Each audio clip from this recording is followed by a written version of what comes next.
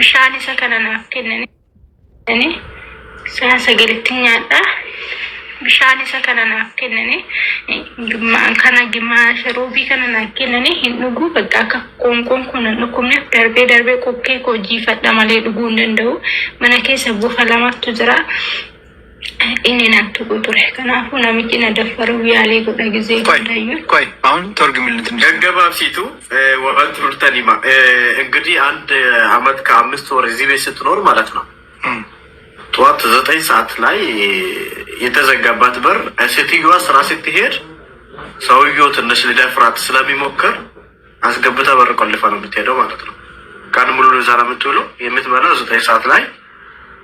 አንድ ጊዜ ነው የሚሰጣት ማለት ነው ከዛ ውሃ የሚሰጣት አሁን ያዘችው ሃይላንድ ነው ማለት ነው ስለዚህ ጉሮሮዋ ስለሚደርቅ ጨረሳ ጠግባ አጠጣው ይሄ ውሃ ካለቀ ላይ ውሃ ስትለሌላት ማለት ነው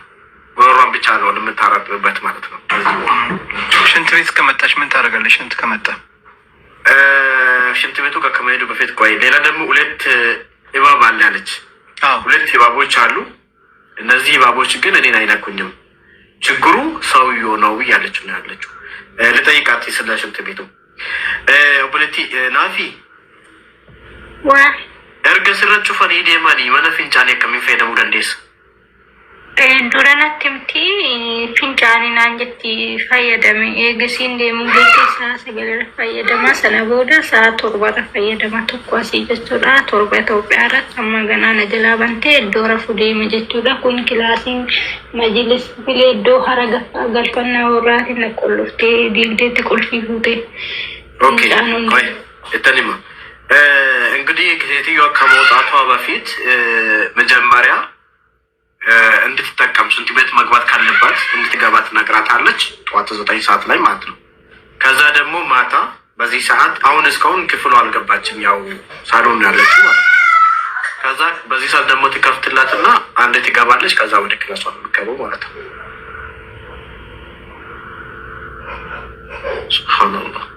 ሱብሃንአላህ አያችሁ አይደል ኦኬ ያ ጀማ አሁን የሰራሁት ቪዲዮ አለ አሁን ቪዲዮ እስካሁን ድረስ 1700 ሰው ብቻ ነው ያየው እባካችሁ አምሯት ነው እንደ ያለው ቦፊቺ ሰው ሊድራታ ወለተቲ ያናፊ ቦፊቺ በቃ ትድራታ ክላሴ ተቆቀ ትድራታ ወዲ ላ እኔ ክላሴው ደንዳ ይቀባ ኦኬ ገሮል ነርግተኑሳ nufa kushina dufe bishan eegota jalabanani bishan sana fakennufi nantu kubuya takene nantu duga dubachuda እንግዲህ ኢባቡ የሚኖር ራሱን የቻለ ክፍል አለው ነገር ግን ውሃ ለመጠጣት ከባድ ነው ወላይ ውሃ እንድታጠጣው ይለቀቅና ክፍል ይመጣል ውሃ ተሰጠውና لما بعتتها اللي عندكم في لبنان يعني اخذت منها فلوس يعني ما تبعتها ببلاش هي معي فيتا هون هي قالت لها انا زيتونة هذه كذابة هي خايفة لعلها انا يعني عندي هي تعرف هي وزوجها اللي سووا هي كم مرة تكلمت معهم يعني عندها مشكلة وتحت مساعدها ولا ردوا عليها لكن هي زيتونة خافت لما أنا تكلمت معها حتى السفارة عم تحكي معنا وقالت حتى السفارة تكلمت معهم أنا تكلمت معهم السفارة اتصلوا عليكم وانتوا قلتوا لي ايش انتوا قلتوا لي انه السفارة اتصل معها وراح يجيب احد بدالها رقية هذا شيء مو صح رقية ما قالت تجيب لكم احد مكانها رقية قالت انه البنت هذه يعني تجيبوها في المكتب حاولت تتصل معكم يعني حتى لو انت مسلمة قولي كل الصراحة رقية ما قالت انها هي راح تجيب لكم شخص غيرها والله العظيم ليك احكي مع جوزي انا هيدي مدام رقية ما بتحكي معي مع رقم جوزي بتحكي ጨራን ijoollee keenya tokkoon akkana ta'e samoona naka waama sagalee ijoollee keenyaaf ta'uurra kan jirru jechuudha hundi keessanuu kanuma beektanii yeroon ammaa kun yeroo baay'ee ulfaataa ta'ee fi fokkisaa ta'e yeroo baay'ee obboloowwan keenya ijoolleen keenya rakkoo gurguddaa keessa jiranidha jechuudha kanaaf adaraa keessan obboloota koo bakka jirtanitti waaqayyoon sinaa eegu jecha Egaa akkuma dhageessan jechuudha obboleettiin keenya mubee obboleessa keenya kana ni beektu mubeen jechuun jabaa namaa ijoollee hedduu gargaaruudhaan Itoophiyaa keessatti illee biyyoo namoota rakkatee gargaaruudhaan kan beekamu yoo ta'u mubeen hayyuudha jechuudha. Inna haala kanaan amma yeroo ammaa kana shamarran gola madaamii jiran gargaaruutti jira jechuudha. Dhiifama baay'izawwee samoona kanaanas qofaan naqabee na jajaan jessee baay'ees viidiyoo akka duraanii hojjechaa hin jiru qofaan baay'ee naqabee jechuudha. Qoricha qofaa warri beektameen haa barreessaa koomentii jalatti asumarraa. Egaa akkasii isiniin jedha hordoftoota keenya obboleettii keenya isa jalqabaa irratti bofa lamatu mana jira jettee akka isheen dubbatteetti jechuudha. Innaa madaamin kufilii tokko naa kennite kifilii san keessatti natti qolloftee na olchiti achi keessaa gadi nan baaftu yoo dhufte achi keessaa gadi na baastee waan barbaade na hojjechiisti saniin booda achumatti na deebistee natti qollofti yeroo tokko immoo saaloonii keessattis nagattee natti qolloftee deemti garuu immoo bufoonni lamaan suni ana omaanan godhani gizee bishaan dhoobatan ni dhufu bishaan nan kennaa fi dhuganii dacha'u garuu kan bineensa natti ta'ee hojjechuu na dhoggee baay'ee na sodaachisaa jiru madaamishii yookaan immoo abbaa manaa isheeti inni immoo maal godha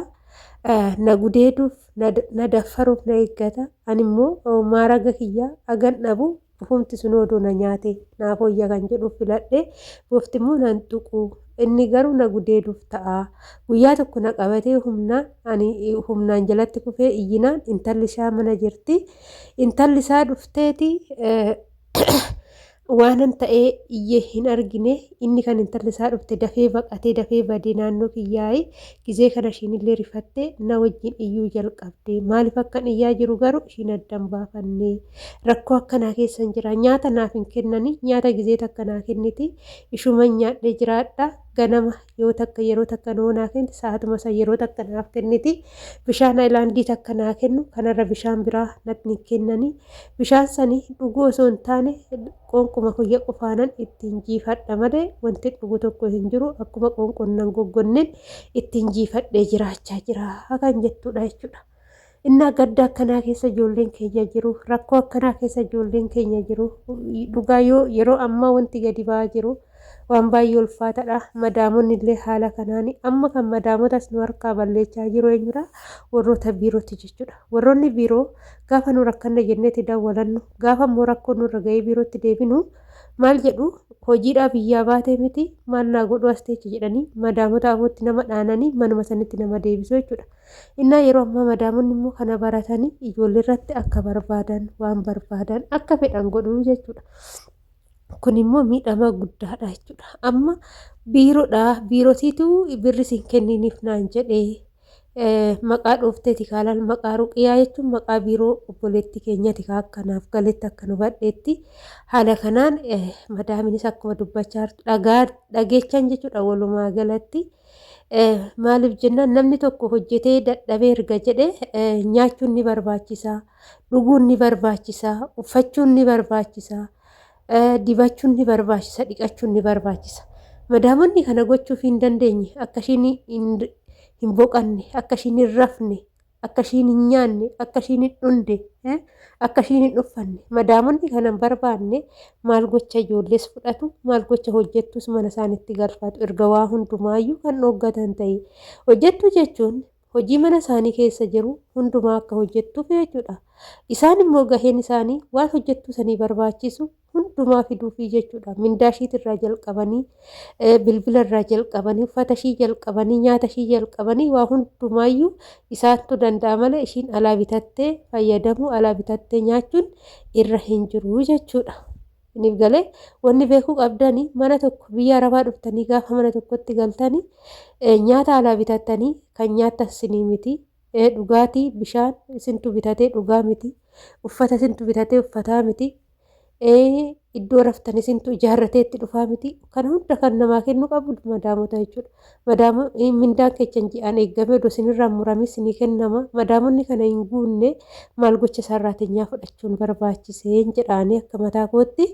Egaa obboleewwan keenya rakkoo akkanaa keessa jiru. Rakkoo akkanaati immoo waaqayyoon obboleewwan keenya hundaayyuu haa baasu. Biyyoota arabaa kana nurraa waaqayyo haa cufoo akkana ta'e isiniin jedha. Egaa viidiyoo kiyya asumarraa nan goolaba turtiin wajjin gootaniif ulfaadhaa galatooma. Hanga viidiyoo biraatiin walitti deemtu immoo turtii gaarii isiniif haa ta'u. Mana kana laayik sheer gochuudhaan nu jajjabeessaa isiniin jenna. Rakkoolee jiru hundumaa simbiraan keenya baay'ee.